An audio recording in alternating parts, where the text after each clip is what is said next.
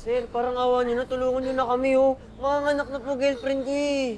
Itinawag ko na ho sa management. Kailangan nga muna mag-down payment.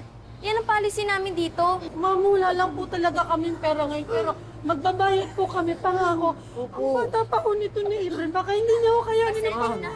Ma'am. Pasensya na ho, sumusunod lang po ako sa patakaran. Kaya pwede ba, wag na kayo mangulit.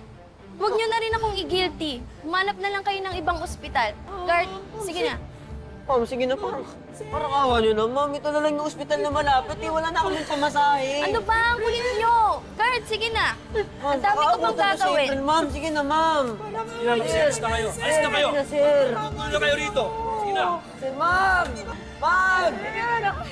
Sir! Ma'am! Sir, sige na, sir! Upo muna tayo. April, upo muna tayo.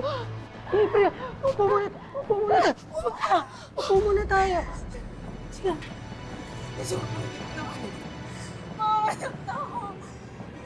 Wait lang. Hahanap ako ng tricycle. Wait lang.